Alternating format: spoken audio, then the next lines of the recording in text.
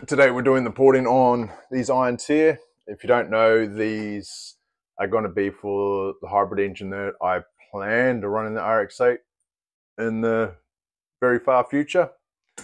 So we'll get into it.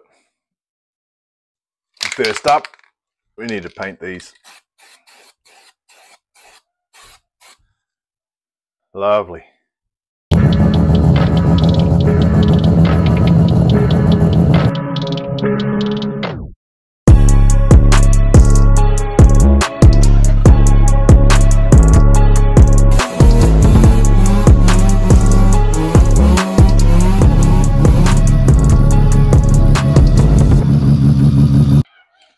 If you're doing this, try and use the fast dry paint. I've been sitting here for like half an hour and she's still a little bit tacky. But got paint on all of those, they're good to go. So got my template ready, and all you need are 2 dowels and a scribing tool. All right, I'll mark these up and get into it. All right, ready to go. Template's on, dowels are in place. So just a case of just scribing around these, and they'll show up through the paint quite nice. These ports here only go up a little bit because there's a water gallery just right in behind there. So you have to be quite careful not to cut into it. So you can only really taper this one in. You can't dig it straight down, otherwise you'll be straight into that water gallery, which is a big no-no. So get those are scribed up nice, and I don't know if I should be doing this, because if this is going to be set up as a hybrid with the old school housings here, I'll have the exhaust ports already in those housings. But I suppose it can't help. I can't block these off, I don't think. You can buy a gasket, not a gasket, a flange that will pick up these exhaust ports and the old school housing ones as well. No, I'm just going to open them up. Might as well. So spin that bad boy around. And this port here is quite an aggressive one. For what it is, you actually open this up quite a bit. And same as always, just got to clean the shit out of there at the same time at the top of the port. And good to go. So before I go throw this on time lapse, you can actually see there how much bigger, or definitely how much bigger this exhaust port becomes. And that one's just a little bit, but that's just, as I said before, just tape it in. And there's the other port there. Nothing too aggressive, but yeah, it's good enough.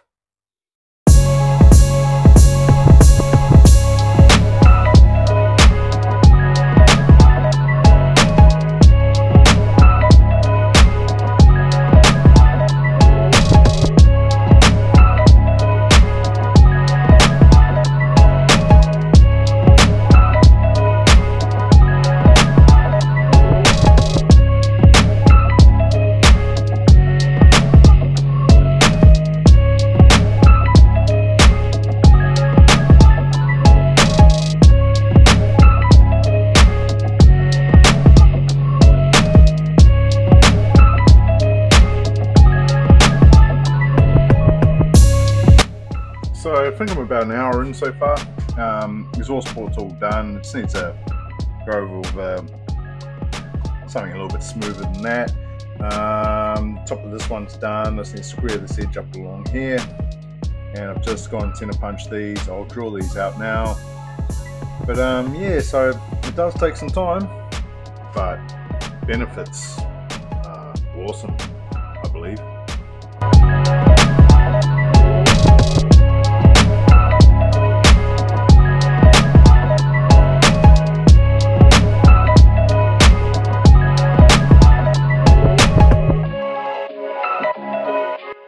All drilled, ready to go.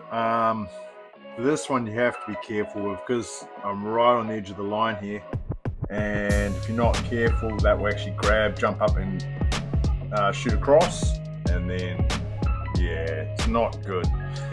But I'll take my time on this and probably just do this one tonight, to be honest, and I'll do these other two tomorrow, maybe.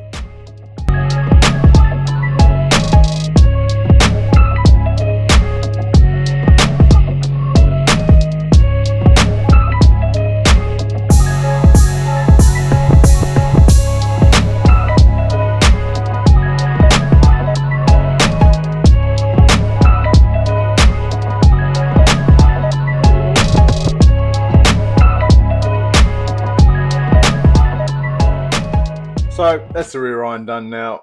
As you can see with the template, it all lines up how it's supposed to. Taking that off, that's it there. So this is all opened up quite a bit more, and you can actually see the bridge there. So I will carry on and do those tomorrow. Yeah, most likely tomorrow. I can't be bothered now. And we'll get all these done. And then if you don't know what a hybrid setup is, I can demonstrate. I've got a 12A housing up there, which is not what I need, but you'll pretty much get the gist of how this is all going to work. All right, see you tomorrow. All right, back to porting, but never fear, I'm not going to film it. So we'll just cut straight to the finished product. All's gone well with the porting. As you can see, they're all done now, all been cleaned up in the parts washer. They've actually come out pretty good, to be honest. I did have one slip of concentration on this one, and I've just nicked this side here. But it's not that deep in there. I should be able to sort that one out. That was the only problem I had. This front one here is... No, they're all good. All right, bear with me a second here. I'm going to try my hardest to explain this. I'm not good at explaining shit at all. Cole Mohan, his YouTube channel, explains it a shitload better than me. But we'll give it a go. So one of the big problems of an RX-8 engine is these exhaust ports, and the way the exhaust travels out. It's got to do a 90-degree turn here, and apparently it's real restrictive. It generates heat through here, and you just can't get power out of it, from what I understand. Well, that's one of the main problems anyway. So the difference between an RX-8 rotor housing and, say, the older, or all of the other ones, is that the rotor housing doesn't have an exhaust port. Like, this is a 12A one, but you have an exhaust port here, a very small one, but it's there. So to get around this issue, you need older 13B housings. So what that does, essentially, gives you the straight out exhaust port here. It doesn't have to turn a 90. It doesn't have to do anything. It's blow straight out. And with the hybrid setup, having it all together, you end up with an extra exhaust port. In total, you have 5, which is good, I guess. Problem being, why you can't use an FC or FD housing is that the water seal groove isn't actually in the rotor housing on the rotor housings on those engines. They're actually in the side plates. So you need to get old school housings, which I think are getting quite hard to find, and if you can find them, they're usually quite expensive. So with that, you're able to stack the engine much the same as an RX-8 engine, except for that exhaust port. Another thing I believe is with the RX-8 rotors, these apex seals are only tiny. I don't have a bigger one to show you, but they're minuscule, and they're only a 2mm, I believe. So what you need to do is actually get these grooves machined out and actually cut deeper for, say, an FD apex seal or something like that, something that's a lot bigger than this. Reason for that, from what I understand, is it's because that seal needs to pass over this exhaust port in the housing, and a little RX-8 one, well, it just doesn't have the strength, or they just don't like it. So you need to go a beefier apex seal, which means those need to be machined.